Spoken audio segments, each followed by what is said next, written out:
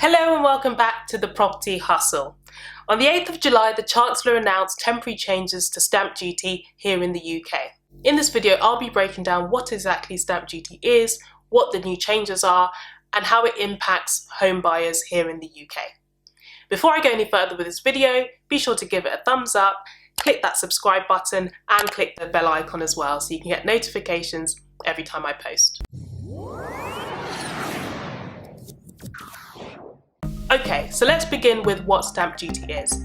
Stamp duty, fully known as stamp duty land tax, is a tax that's payable on all land and property purchases here in England and Northern Ireland. So when preparing to buy residential property, not only do you have to save for your deposit, you also need to save for the stamp duty tax that will be payable on the completion of the property purchase.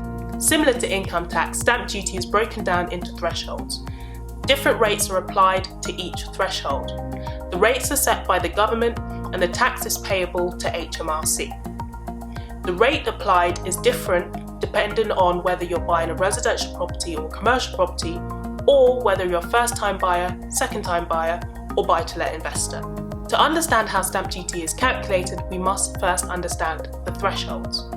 So if you were buying a property before the 8th of July, the stamp duty thresholds and rates were as follows. The first £125,000 had a 0% rate applied, the next £125,000 had a 2% rate applied, the next £675,000 had a 5% rate applied, and the next £575,000 had a 10% rate applied. The remaining amount had a 12% rate applied. The actual calculation of stamp duty is done on a sliding scale based on these different thresholds. This can be a little confusing, particularly if it's your first time understanding it, so let's work through an example.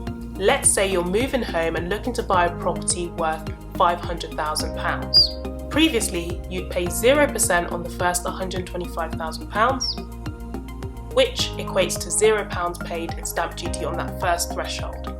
You would then pay 2% rate on the following £125,000 to £250,000, which equates to £2,500 worth of stamp duty on that second threshold. You would then pay stamp duty on the following £250,000 to £500,000, which, when you apply a 5% rate, equates to £12,500 worth of stamp duty paid on that third threshold. So in total, for a property worth £500,000, you'd be paying a total stamp duty land tax liability of £15,000.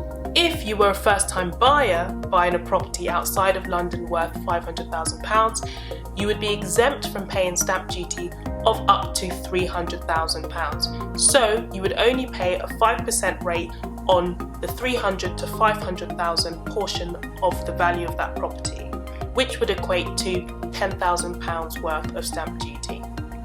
If you were a first-time buyer buying a property in London worth £500,000, you would be exempt from stamp duty up to £450,000. So you would only pay a 5% stamp duty land tax liability on the remaining £50,000, which equates to £2,500 worth in stamp duty. Now that we understand how stamp duty is calculated, we can look at what these new changes are.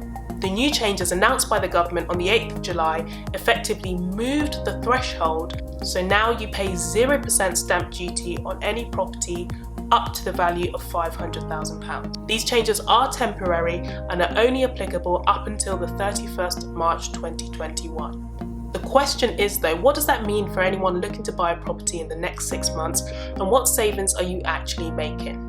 Well, if we take our worked example of that property valued at £500,000, the savings would be as follows. If you're buying your second home, you'd be saving £15,000. If you're a first-time buyer outside of London, you'd be saving £10,000. And if you're a first-time buyer in London, you'd be saving £2,500. So what are the pros and cons of these new changes? Well, one pro is that you can take your stamp duty savings, add it to your deposit pot, and then be able to offer more on a property, or look for properties in slightly higher value range than you would have been looking at previously.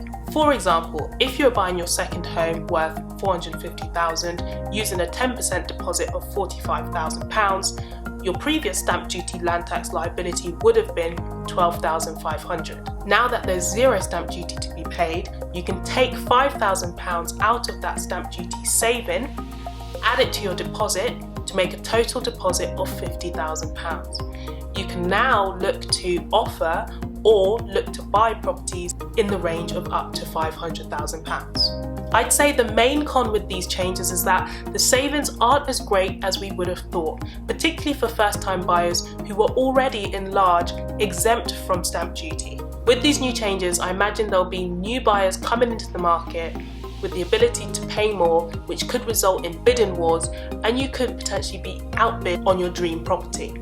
With all of that said, if you were thinking or looking to buy before these changes came into play, this just provides further incentive for you to buy and capitalise on the temporary changes while they are still in effect. I'll put links in the description box below to stamp duty land tax calculators so you can work out how much stamp duty you'll be paying based on these new rates. You should also seek professional advice from a property tax specialist who can tell you exactly how much stamp duty you'd be paying based on your individual circumstance.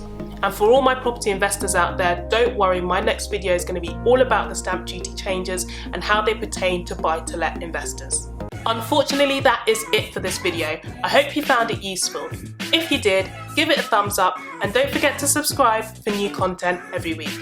Thank you so much for watching. See you next time. Bye.